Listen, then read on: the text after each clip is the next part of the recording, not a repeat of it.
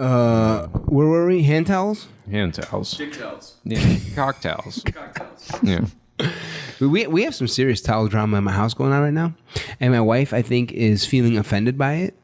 And rightfully so. So she bought some really nice towels from Restoration Hardware. All right. Do you guys know about RH? Yeah, it's expensive AF. Expensive AF. Do you know RH? I've heard of the brand, yeah. Yeah. I hope you just hear about it for most of your life. Okay. And so she bought these really nice, elegant towels, right? And I've been using them, and I'm not gonna lie to you guys, they do not really absorb the moisture that my body requires. I've noticed that when you buy anything high end, They don't fucking work. it doesn't even last long. You wash it 3 times and it's just worse than the cheap towels. If that's not marketing working at its best, then what is, right? Like, they market the shit out of it in a way where my wife is like, oh, that is luxury. And then we get it, bring it home, and I'm like, this is not absorbing the water coming off my ass. So I went and busted out like the Target $7 towel, you know, like the brown, whatever. I have this brown one that, like, you know, it absorbs really well, you know. And she comes up to me today and she's like, I put those towels out there for you to use. I'm like, I know, babe. Ah, man, I got to tell you. I just like how the brown one absorbs the water off my body. She's like, we got those from RH. I'm like, I know. Can you believe it? And she's like, just like looking at me like, what the F is wrong with you? And I'm like thinking in my head, like, you know what? The face towel, babe, it's great. Make sure you give me the face towel. I'm good with that. It's great. But the big body towel, no, not working for me. But the one that I use to dry my ass just doesn't cut it. The one I use on the most disrespectful part of my body, I just need something better for that. Something cheap. I need something cheap. Yeah. You don't have any other kind of drama in your house, Kison? Not over towels lately. What has it been? It's been... Well, you said that sometimes the expensive luxury stuff is like the stuff that goes bad first. I bought a condo downtown. I bought one in Marina Towers. Okay, damn, we went straight to condos. That's like the most expensive. So you buy a condo. I had this dream project because I love design. Biggest passion of mine is design. Really? So I wanted to buy like something interior design or architectural design? more architectural, just shapes. Oh, so I get it. Marina Towers in downtown Chicago is the like, you know, architectural. I mean, for Chicago, it's like it's in every picture. Architectural icon, but it was more so the driver to have a project to start with a blank slate. I wanted to gut something out, build it up from scratch. Whoa. And to do that in a older landmark building. Right. So that was the whole end. Cool. I had 2 good years. One good year, bought the condo. Next good year, gutted the whole thing out, renovated it, and did it to the 9, right? Nice. Heated floors. And you designed it? I designed it. And the problem is I might as well be fucking colorblind because I can't match colors or shit. So Oh, no. Beautiful design, shapes, everything. Are you colorblind? I'm not. I might as well be. I just can't. I don't understand any of this stuff. How I got you. You know, contrast and matching. Yeah. I'll tell you what, your white with blue jacket is fucking killing it today, dude. Hey, a nice tan belt. I got a great team in the office. They won't let me go out. Oh, I was gonna say things matching. We got all right. That's So in someone's job description in the office. Dress Kison, the boss. Exactly. Double check when he leaves. Make sure he's coordinated. Cool. Okay. Keep a couple extra ties in the office. So you buy the place, you gut it out, and then you start trying to design it color wise. And meticulously, I had to negotiate every little material, make sure I got the nicest thing. You get the jacuzzi tub, but you want the spa edition with the extra jets and everything. And all the appliances, you get all the Electrolux, the steam dryer, washer. What's Electrolux? Fridge? It's a brand. What are they? They're based out of Germany. What do they make? Dishwasher or something? I got Electrolux oven, the induction cooktop. Oh, nice. And washer dryer. Ooh, nice. Okay. All great stuff. But all this shit breaks easy. It's just you pay twice as much for it than the GE lines. And stuff just breaks. It just breaks easy. And then it's European. And then it's more expensive to fix. Totally. I had the washing machine break, and the guy I paid $1,600 for it. The guy comes to repair it. By the way, did you design it and do it up to the 9s to rent it out? No. I originally wanted to live there. I had kids. And now by having the kids, you can't live there, obviously. It's right? man cave. It's a man cave. Man cave. How many bedrooms? 1 bedroom. Oh, nice. You really did it nice. Man cave, yeah. So what'd you do? Did you sell it? No, it's a man cave. Is it yours? Yeah. Oh, so it's your kind of escape, getaway. There last night. Really? But it makes it easy because I had to get up early, dress yeah. nice, prep. I got to come hang out with you. Nice. Yeah. That's pretty good, dude. I like that setup you got. Yeah, it's a nice Okay, spot. wait. So now shit. You're saying you buy the expensive shit, but it breaks. That's the lesson. That's the biggest lesson I learned is of all these little things going over the top. Wow. Now I'm humble as fuck about everything. Really? Yeah. Give me GE. Give you GE. GE is fine. Yeah. Give me You're just cool with whatever. that? Yeah. No shit. Yeah, I'm. It depends on what the product is, but in general, I drive a Jeep Wrangler now, and it's like perfect for me. If I really went luxury, I'd go Tesla, which I don't even know if that's luxury. Is that luxury? Hell yeah. It is. By the way, we've started this podcast. By the way, welcome to Business and Other Shit. We have Chris Broadhead listeners in the house who you all, because you guys are all dedicated listeners, you guys will remember from 2004, 11. When did we start doing this podcast? Was it the 90s? Late 90s. That's what we should have named this podcast, the late 90s. Yeah. If we only had you mic'd up right now, we'd love to hear what you have to say. Can you just grab the mic from John Doler? I can just yell, hey. Chris, tell us like the most interesting thing that's happened to you since you've been on this podcast. It was, okay, legit last time you've been on the podcast here, probably 6 months ago. That sounds correct. Right? So back in May or June. It was cold last time I was on. Oh shit, was it? So yeah, April or May. Yeah. So in the last 6 months, what is the thing you're most excited about that's happened in your life? I am STD free. 2019. That's something to be really excited about. More than you being proud, we should be proud of your doctor because that is a feat. Oh man, that guy. talk about it throwing a perfect game.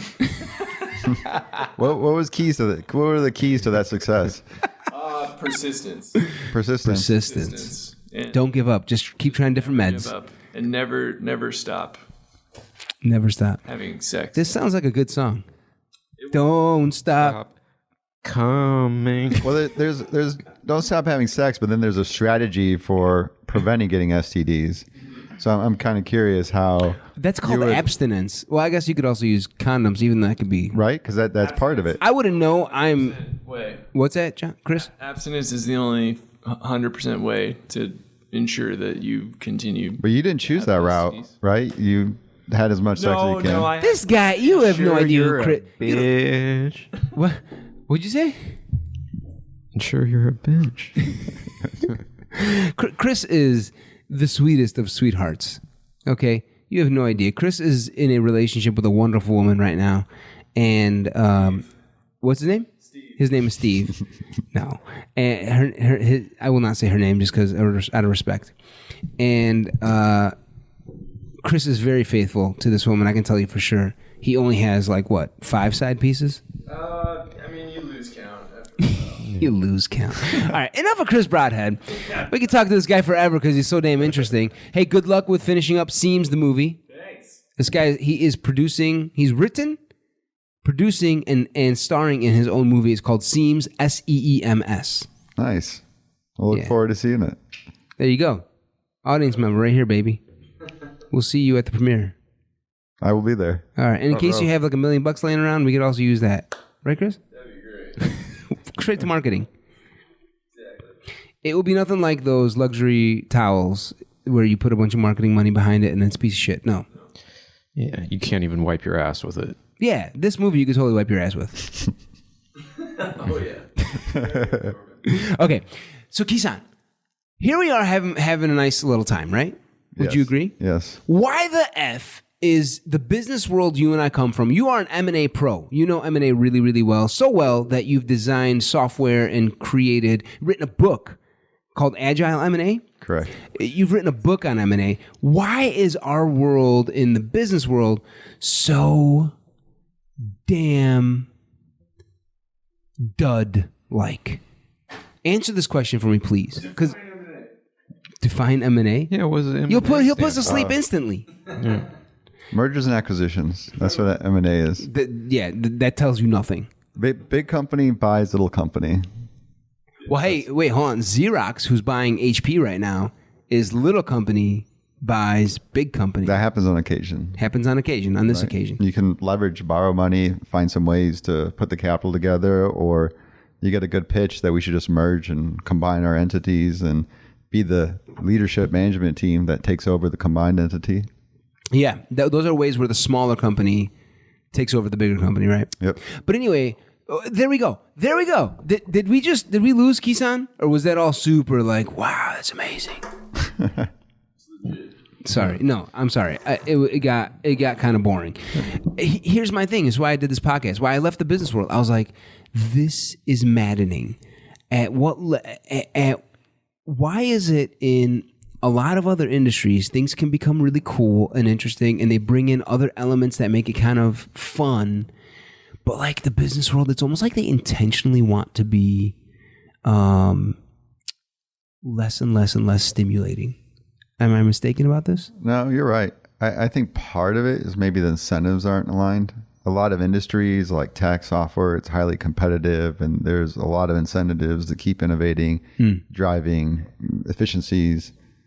A lot of parts I've noticed in finance, you're rewarded for inefficiencies. For inefficiencies? Right? No way, really? Say you're a lawyer and you're purely billing hourly. You're a consultant doing finance diligence. You're billing hourly. Yeah, so becoming more efficient is not a good thing. You don't bill less hours. Bill for those inefficient hours.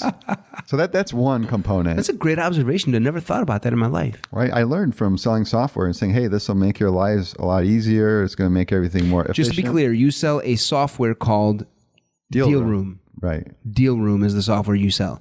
And you're basically selling this to parts of companies that merge or acquire other companies. Right. Usually, if you think of the Fortune 1000, there's a group called corporate development, and they'll report to the C-suite or maybe the board or a strategy group, and they're the group that goes out and finds companies to acquire.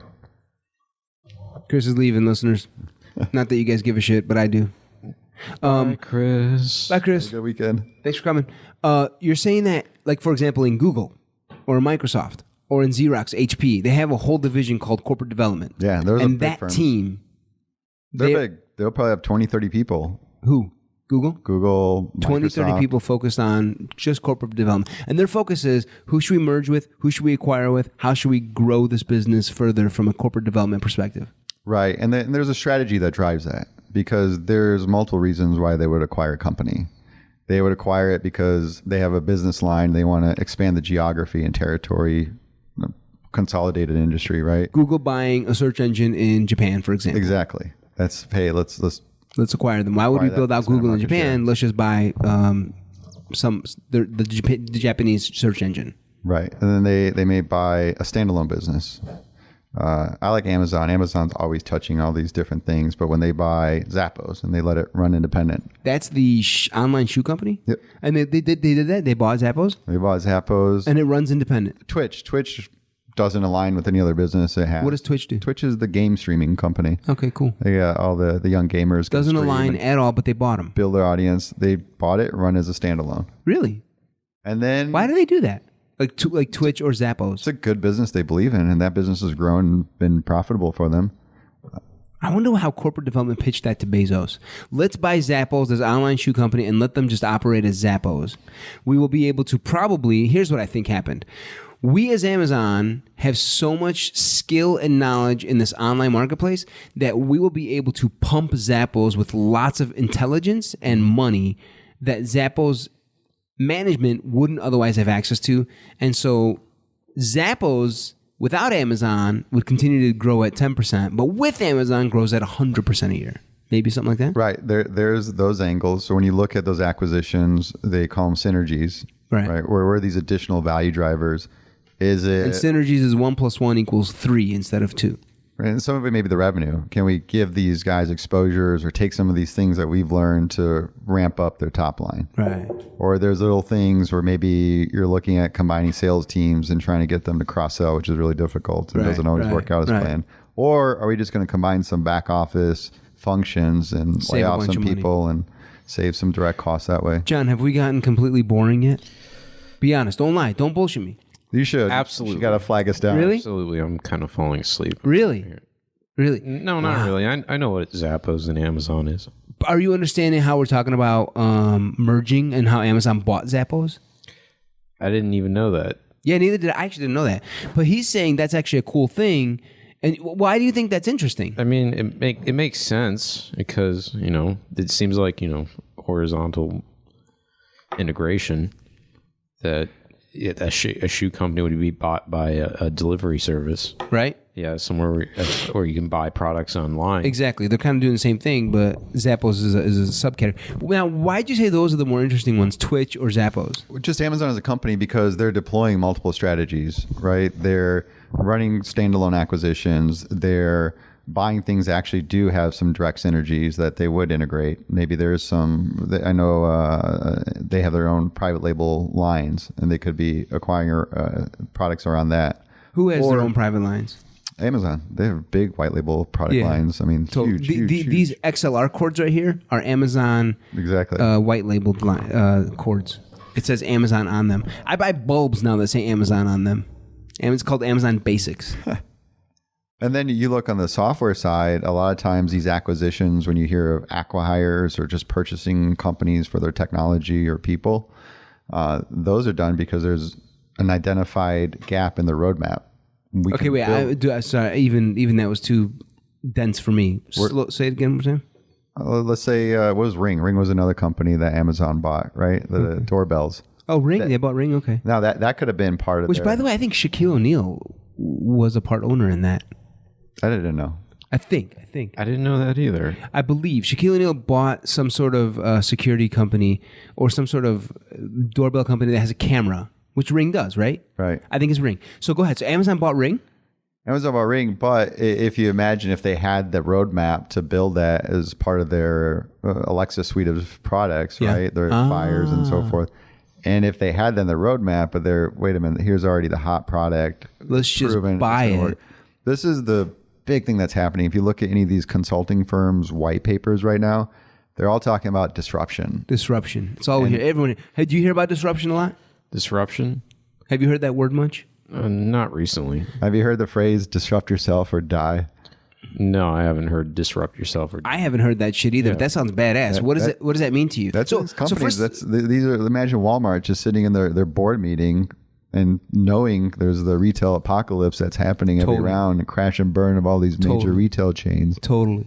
Well, how do you counter that? We need to change ourselves and become a digital e-commerce company. Disrupt the shit out of our own Walmart company. And we can't build it. We can't do it organically. We're not going to get there fast enough.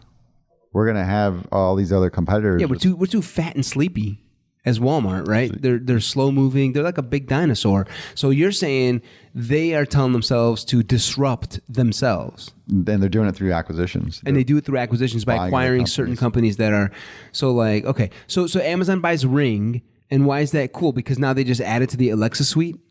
Right. And boom, they got their whole door security system product right there. Damn. Okay. So yeah, you're the M&A pro. So I think we've kind of made it somewhat interesting. What do you think, Dolder? Yeah, I'm hooked right now. He's hooked. Yeah. That's a good sign. Hopefully it's legit. He's not bullshitting us. All right. So, but let's get back to who you are. So, okay, first of all, thank you for coming on the show. You've created. Let's plug you first, so people know who the hell we're talking to. You're Kison Patel. All right. You originally are from Nebraska. Which I got to imagine back then, there were not a whole lot of brown people like you or me in Nebraska. I agree. I got born in Chicago, but around 3 or 4 years old, family moved out to Nebraska. And it's a very Indian thing, particularly from the region of India we're from, where we buy motels in the middle of nowhere. Yeah. And, in the middle of nowhere. Raise our kids out there so they can be very confused growing up. Totally. Identity confusion. Totally. But yeah, it's very white. It's very white. Super white, it's of course. 99.9%. Did you have any brown friends? Nah, I had one Mexican in my class, and close enough. I was all through elementary. I think in junior high we added one black. So we had brown, black.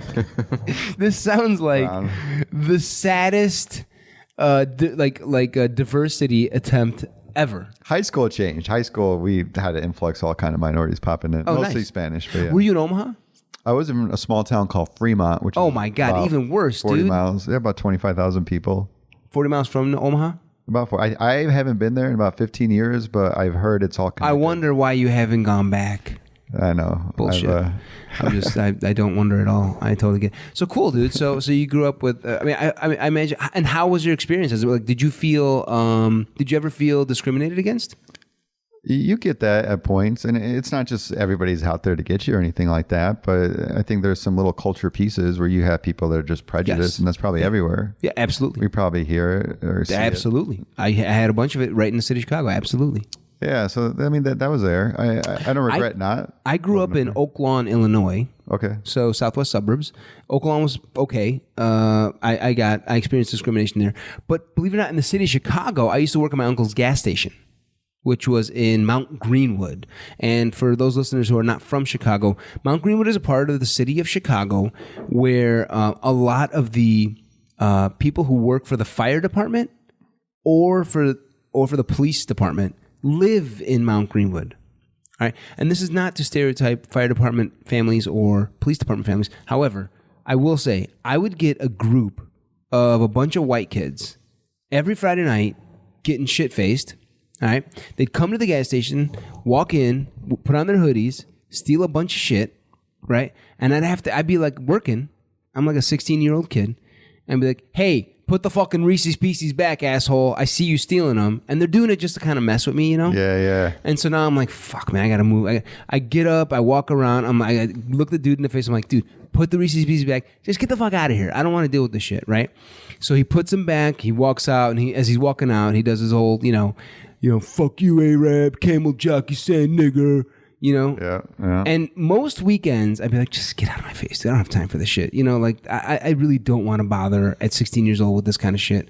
But when they would catch me on a bad weekend and the rest of the gas station wasn't too busy, I would literally go out there and just like, they'd set me off. I'd be like, I'd just start yelling at them and just screaming all sorts of other racial shit at them, being just as bad as them. You know what I'm saying? Right. And here and there, get in a fight with them. And my uncle would have to come out and be like, what are you doing? We can't fight with them. There's too many of them. I'm like, Uncle, who gives a fuck? Like, let's just, let's go for it. So, yeah, that's my story about having to fight a bunch of white dudes frequently every That's gotta be weekend. like one of the toughest jobs. Oh, it gas sucked. stations. Dude, the worst was when people steal gas. You know what I'm saying? Now they block it. You prepay all that, Mostly you got to prepay, yeah. But I don't know if you guys have been part of any sort of gas theft transaction, but I would sometimes chase these fuckers down. Wow. Yeah, I'd be like, let me just get there. On a full tank of gas? It was like $100 sometimes. Damn. Especially in the days where gas was expensive. And all I needed was to get their license plate number.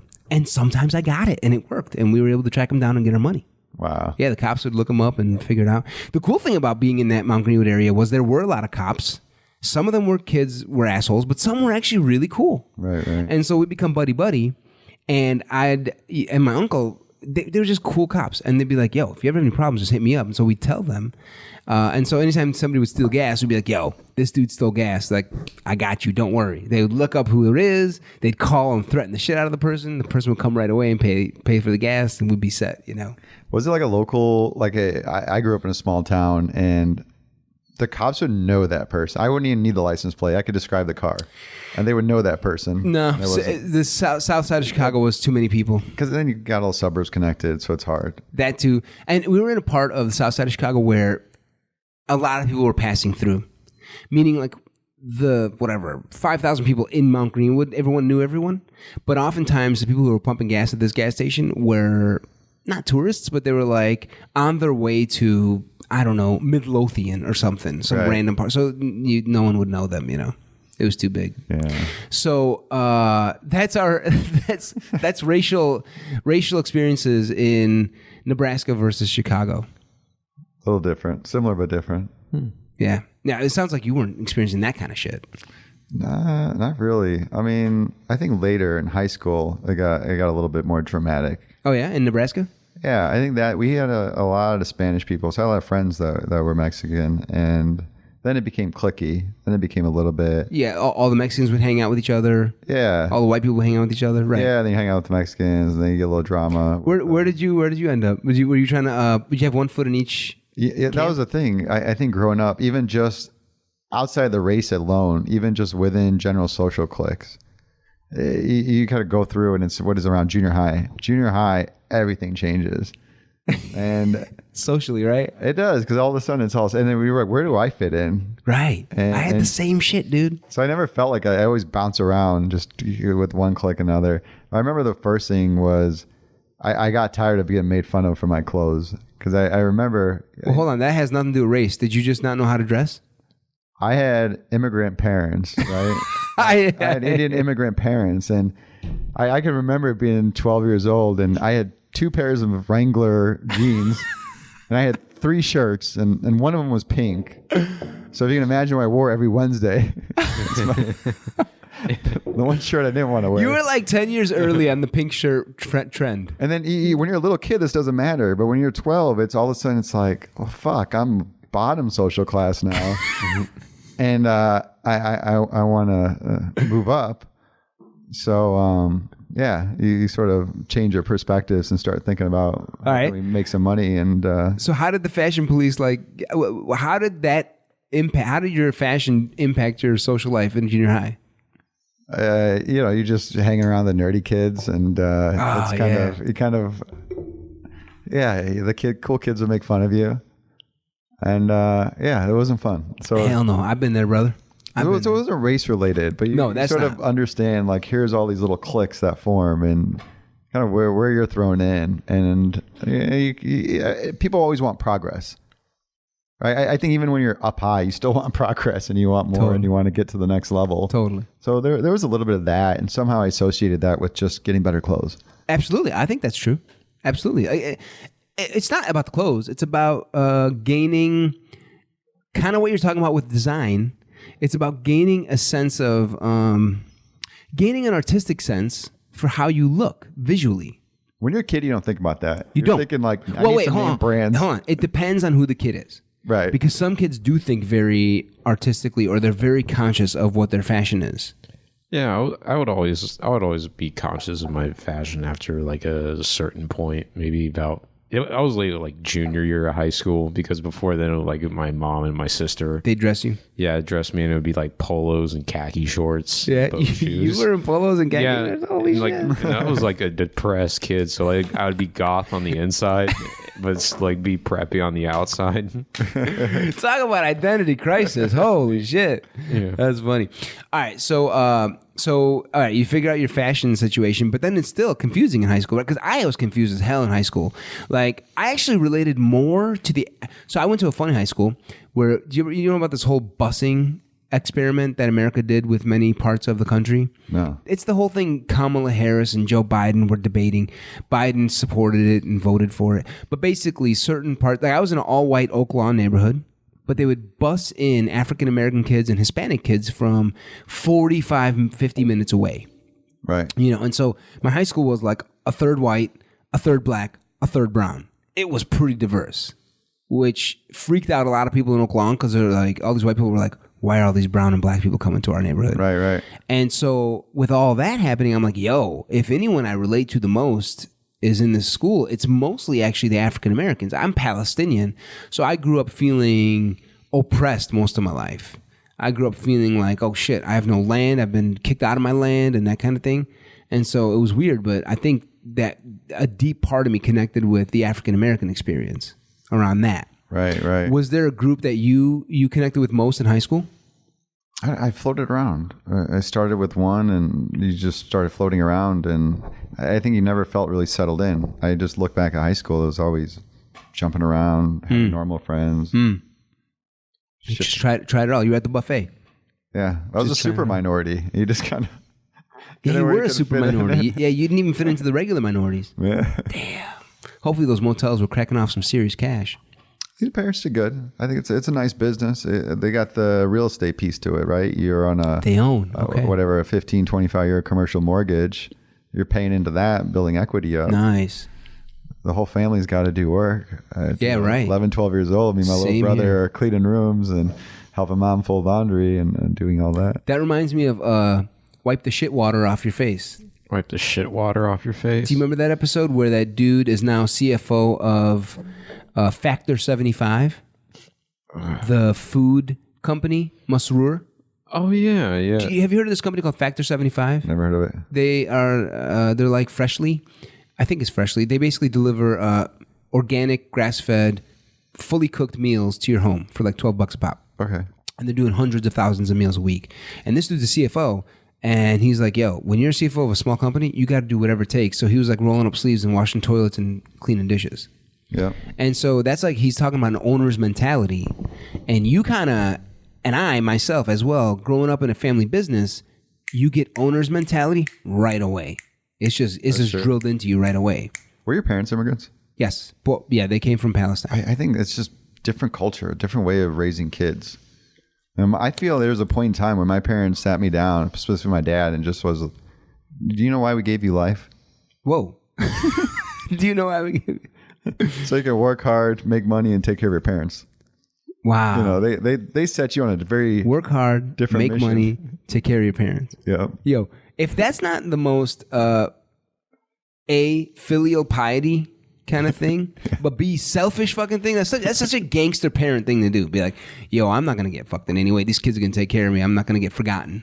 And it's like that's actually sweet. It's a culture. This is an investment. This is a long-term investment. I'm making sure I'm getting some ROI, and I want you to know that. The parents are investing. You're saying, I didn't have this kid for nothing. I'm not or more like, feeding you. I didn't have this kid for nothing. You know, my dad, he'd be like, when we get into a fight, you know, and I'd have a point, or like I'd have one on him. Like, I'm not an immigrant, so I was like a little more in tune with the culture.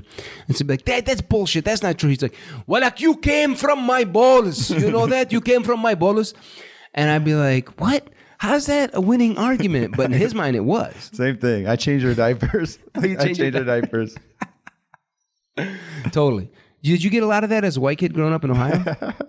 I got some of it. Did you really? Yeah. Interesting. Yeah. What did My family owned a small business, like a small landscaping company. That's right. So, yeah, a lot of it was like, you know, you got to work like weekends. I wouldn't hang out with friends. I would go. But they'd give you, that's okay, there you go. Yeah. But they'd give you would they drill into your mind the, you owe me kind of energy? Oh, yeah. My dad always. No shit. Yeah. He's like, do you know how much I fucking take care of you? And it's like, I don't know if it's cultural, brother. I think it's a father-son kind of thing. So you don't want to landscape one weekend, right? What happens? landscaping? Wait, what'd you ask? What would you say? Yeah, landscaping. Yeah, you don't want to landscape one weekend. Oh, as a kid? what's the repercussion? Yeah, what if you didn't do it? Was it the belt, the stick, or what? Too fucking bad. I mean, my dad was like too big to be like, he was a huge like farmer, so he instead of like beating me or anything, he would throw me. Pretty much. He would just throw you. Holy shit! Throw you. My dad would bust out hangers and wires and shit. Like he graduated well beyond the leather. Yeah, we had like sticks just designed to penetrate, to give you internal bruises but nothing No visible. shit. Oh, really? Yeah. Just the right, the very slim. Are these like special from India or something or what? I don't know. I think it's just science, the research. You just maybe I don't know. We didn't have Google back then, but probably pass around. It's like find a thinner metal rod. Your dad was figuring out what is going to kick my son's ass without getting me in trouble with DCFS. Exactly. I can remember like bruises on my ass, but then you couldn't see them, so you're just. Gangster. Man. Gangster. What would happen if we did that today in 2019? I don't know what's worse. If throwing is even worse than that, because you could really get hurt if somebody threw you. That reminds me of like... my dad would do stuff that wouldn't leave bruises. I think it's like also a generational thing. Could possibly break a bone. Because like when my dad was growing up, his aunt had a paddle, and on the paddle it had etched in with like a knife, like all of the... carved in were like all of him and his cousin's names, and then next to all of their names was tallies for every time they've gotten beaten with the paddle. Who had the most tallies? Your dad? Probably in the top 5. Really? Do you remember this detail or no? Oh yeah, my dad would tell it in detail. Do you remember who had the most? Is that Do you really remember or no? I don't know. That part of my family, we were really connected. Oh, okay. Yeah. I feel you. Yeah. This is great parenting tips. Yeah. I hope somebody listening is picking up on this. Dude, this flipping could- a switch, flipping your own switch. What does that mean? It means A switch is something you hit someone with, Yeah. right? Like a chain? yeah, not necessarily a chain. It's more like a piece of like river birch, like a bough of a birch tree. You're speaking white right now, dude. I don't know what this means. It's a birch tree, like the bough of like a tree, like a branch of a tree. Okay. Yeah, you break it off and then you hit your kid with it. Damn. Yeah, it's mostly You a know, birch. hearing you say, you know, how your dad would throw you sometimes, like, I'm sorry, first of all, it's probably not funny, but fuck, that's funny. Like, you know what I'm saying? Yeah. But it reminds me of The Wolf of Wall Street, you know? Have you guys seen that movie, Wolf of Wall Street? Yeah. Have you seen it, John? I've read the book. You read the book? Do you remember the part? You read the book? God Yeah, bless I don't. you, dude. I don't mean to be an asshole. No, you're not. You didn't come off as an I asshole. sound like an asshole. You come off as an asshole for many different reasons, but not that one. It could be my tone and cadence when I said. No. I read the book. I read the book. No, but there's a part where they hire a midget for the purpose of throwing him on a bullseye target. Do you remember this part? I remember that. I'm picturing John getting thrown onto some kind of Velcro Was it a specific routine? Like you got thrown in a certain area on the couch, hopefully. or is just you just generally got up the stairs if I wasn't going up the Up stairs. the fucking I stairs. should have just like launched. I'll tell you what, up is way better than down the stairs. Yeah. Wow, where the fuck have we gone with this podcast? Oh, M&A, that's right. All right, so you grew up in Nebraska, you come to Chicago, right? And what I like about your story, what you told me was, it's not like you have my story, right? I'm privileged, dude. You got to understand, like, I got lucky in many ways. I'm not sure what exactly my privilege is, but, you know, I was able to get good grades in high school, in grade school and high school. Now, mind you, I got arrested 3 times from junior high to high school, but somehow I maintained like straight A's. right. And then got into the University of Chicago, where Wall Street hires Okay. out of there. And then I get into investment banking that way. You got into investment banking a whole different way, right? And so you know way more about M&A. You know way more than I'll ever know about M&A. So I'll defer to you. But your path there was more interesting. You didn't start like a regular M&A guy from a big school. You started more as a business broker. Right. So University of Nebraska, spent 2 years over there, a little over 2 years, and then transferred to UIC and didn't finish undergrad. Just got distracted, partied too much. I feel you. I think the technical term was academic deficiency. No shit. So they sent you a letter and just No, they sent your parents a letter. I think they sent it to you. Oh, I remember really? it wasn't, and that was like that oh shit moment because the culture, right, coming from an Indian family, you know what's going to happen. It's going to be one of two things: either your parents are going to disown you. Disown you. Yep. Meaning get out of my house. Yeah, that's it. We're cutting you off. done? You're done. We're writing you off. Yeah, That's it. we're writing this investment off. Done. Like I'm not worried about ROI at this point. Just We're cutting our losses. let it turn a bad debt. Let the bank do a 363 asset sale. Call it good. Or they kill you. No, I mean, is that true? Is that in some families, like in Far East, like they'll actually kill the kid? No. Yeah, at the time, it was just those were the things that were in my head, right? Yeah, Like, what are they going to do? It's Those like, kinds of thoughts did occur to me as a disown you? kid. Maybe they're going to kill me. God rest my dad's soul. There were times where I thought he'd kill me. Like I'm like, I think he'll fucking kill me. There was once where I threw a party, multiple parties, and I got and the first couple were a failure, but the third one was a big hit. I had like hundreds of cars in the parking lot at a rec center that I rented out. I bought beer. It was not good. It was not a good look. From a financial perspective, it was great, but it was not a good look from a like just human being perspective. I was not proud of that moment, but it was a big hit. But it was such a big hit that a huge fight broke out. Wow. Massive fight, like a cartoon dust cloud kind of fight, because I had a smoke machine. So it's like punch, people getting thrown left and right. I'm like, I gotta get the fuck out of here. And so I just kind of snuck out of the place with like the 7 G's that I made from the door. I was standing at the door. I was kind of the door guy. This was my own private nightclub when I was a kid, high school, 16. And so as I'm driving down the main drag of this random village, a bunch of cop cars just start chasing me, pull me over, arrest me. Wow. Yeah, this is like 3 a.m. I I get bailed out by my mom and my aunt. I would not call my dad because I'm like, he might actually kill me. Right. And as I get home, he's just standing at the top of the steps with with multiple weapons. You know what I'm saying?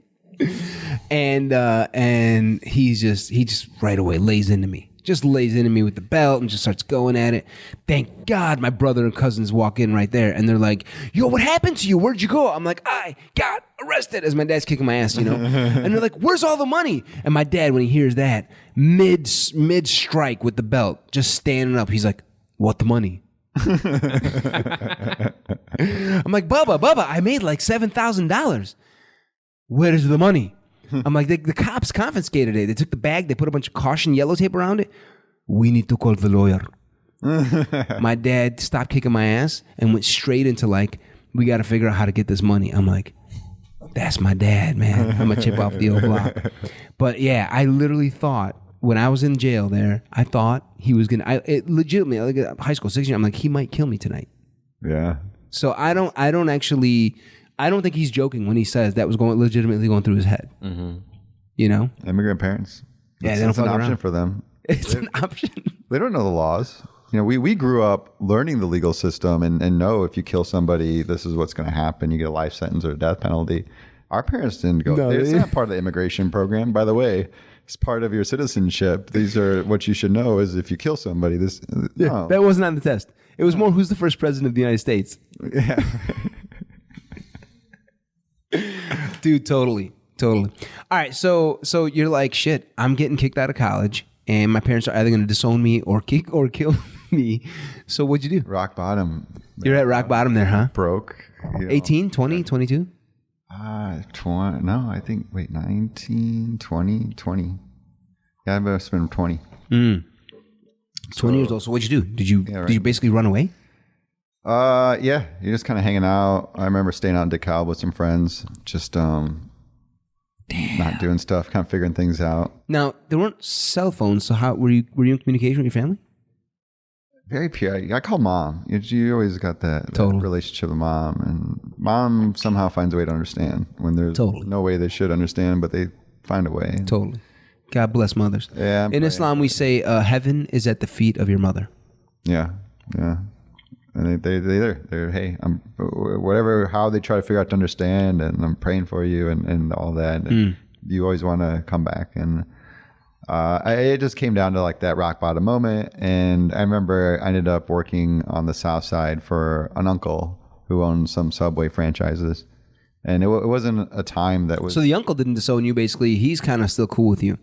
Yeah, he said, hey, I'll adopt you and make you the redheaded stepchild I've always wanted. I kind of had a similar experience. The gas station, my uncle owned it, and it was after one of my arrests that they're like, you're going to work for your uncle. Then maybe he can help you, you know? And I was it's fun working for family, isn't it? Kind of. With my uncle, he was kind of cool.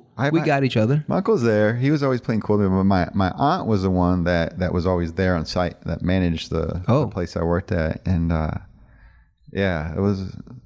She was strict. Early 20s, managing some Subways. So then how do you get into the business brokerage? So I actually was 19, and then I remember turning 20 doing that stuff. I worked for them for a year, and it was a struggle because I was always a hard-headed kid looking for a shortcut. And I wanted to find another job. It was a bad job market. I couldn't find anything. And just something clicked in my head where... I was only working 4 or 5 hours a day, just washing dishes all day. And I thought, this sucks. Like, it's the worst thing. And I don't know, just something changed. And I just came in one day and said, you know what? I'm going to put 200% effort into this. I'm going to... In the Subway management business? Washing dishes. At Subway? I'm going to put 200% in washing dishes. And I remember whatever took me 4 or 5 hours, I just, best I could, put in all the energy. Really? Knocked off what I normally took me the whole shift in an hour and a half. And what do you? Is that interesting to you, Dolder? Yeah, it's something clicked. Yeah. What do you think it was, Kison? I think it's just let me show this up. I know I get crap for this job. I got like the worst position. Let me just show them up. Let me just show I can do all this and just be the best. All right. So something clicked that said, I'm going to prove myself. Yeah. Was it to yourself or to your uncle and aunt? I think more to myself, knowing it's going to radiate out and see whatever happens, right? See if it changes things. Because again, I was always trying to squirm and put half-ass effort. If there was anything that happened a month before, a year before, 2 years before, that caused you in that moment, because this sounds like the defining moment. What would it have been? Like a month before, a year before? Anything? Would it be it's just that kicked out of school? No, not even. It's just that sense that I'm at rock bottom. Like, this sucks. This can't get worse. To have a shitty minimum wage paying job that you don't even have full-time hours, so you're not really making a means out of. And you got to figure out a path forward, and you don't even know what that is. And you're trying to get out, you're trying to find other jobs, and you go apply to a hotel, and there's 100 other people applying, and there's no chance you're going to get anywhere because you're the college dropout, college kicked out. And it's something just, what are you going to do? So I thought, well, this is what's in front of me. This is all what I'm dealing with. Well, let me change the way I'm doing things. Let me just blow out the water, just put in the effort to give it all I got. And that's what it was, is, okay, let me knock off these dishes, go to my aunt and say, Auntie, I'm done with the dishes. And she gave me that weird look because she knows something ain't right. Doesn't normally take me that long, right? It doesn't something that right. She looks over to make sure I did it. And she said, okay, go sweep them up. And you just, same thing, just do it quick, fast, get it done. I go back, Auntie, don't sweep them up. What's next? And you just like... And it was day after day of this? It progressed quickly because next thing you know, she's like, go bust the tables. You go run, bust the tables, come right back. What's next? Like, I'm putting this right back at you. And Whoa. She's like, go sweep them up again. You're like, all right. But then it escalates because then she's like, you know what? Go with the manager at the time and learn how to make sandwiches. And then you do that. And then I think for me, the thing I really enjoyed and was passionate about was when I got to talk to customers, when you got to start making sandwiches, be the sandwich artist, and chat with people. And we're in a Spanish neighborhood, so I got to learn a little bit of Spanish. And that was interesting because some of the people didn't speak English at all, and I barely knew Spanish. And the thing I've learned... Lots of pointing at green peppers and mayo, I imagine. Yeah, and that's where I learned. Is like, don't ask people what they want. Tell them what they want. So it was like, what is it? Con trigo, con blanco. Do we want white or wheat bread? Do you want lettuce, tomato, onions? Do you want this cheese? And once you develop that, you get this yes pattern.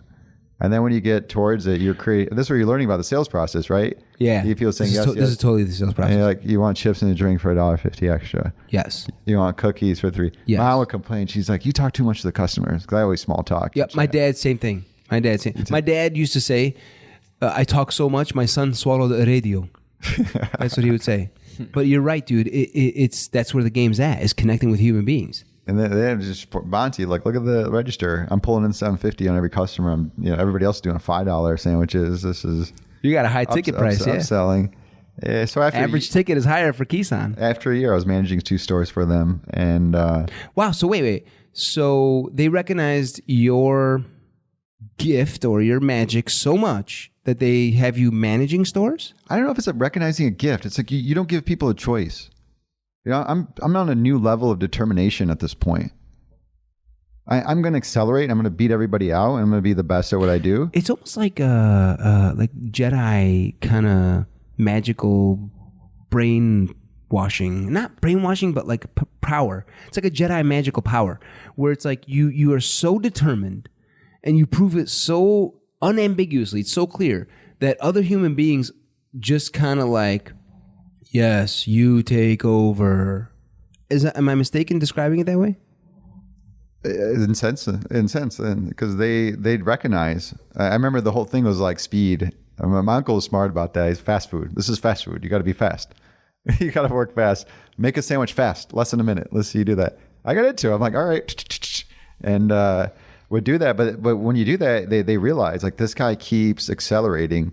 And you think about it today. When I go hire somebody, one of my drivers is getting the impression on what that person's learning curve is, right? Because if you got a steep learning curve, that's awesome. Yeah. I can just tell you to do stuff and you just figure it out because you can go online and learn. But what if you got somebody that's got a flat learning curve?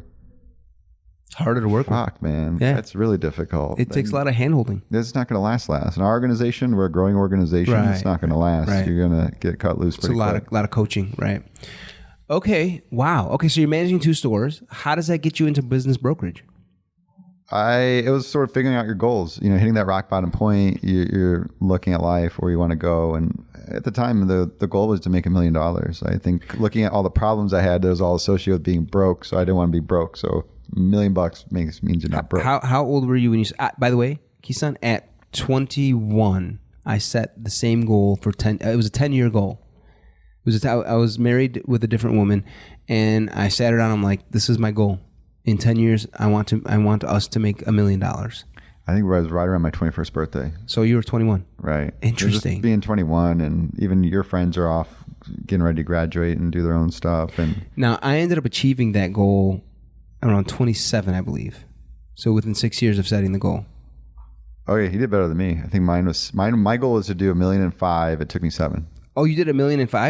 No. That was your goal goal? Was 5, right? In 5 years, I want to make $1 million, and then you did it by takes 7. Yeah. Dude, that's pretty fucking good, man. Wow. So you did it. He did it. You did it. That's amazing. Congratulations.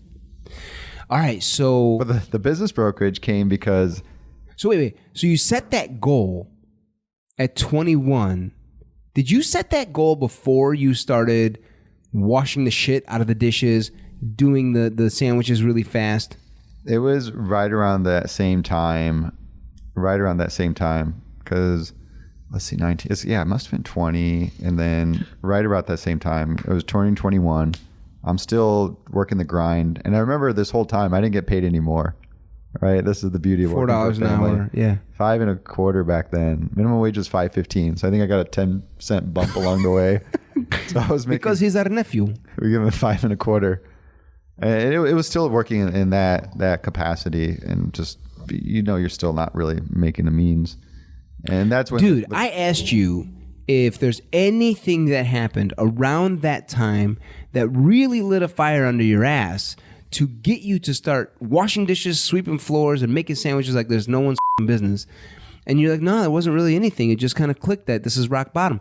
But I think setting this goal set you off in some way. John, what do you think? About what? Him setting a goal of $1 million in 5 years. I think that if you're able to do it, then sure. I think that setting that goal had a big impact on your psyche. A human man, a king of his kingdom. I feel like when he has something to rally around, and he has a direction, and he has a vision, the man is on his way, and you can't really stop that shit. So I agree. I think the drive came first, just because I knew I didn't want to be broke, and the goal came in. The goal came like, hey, where's the direction? Where do I want to go? And then when you start thinking about the $1 million,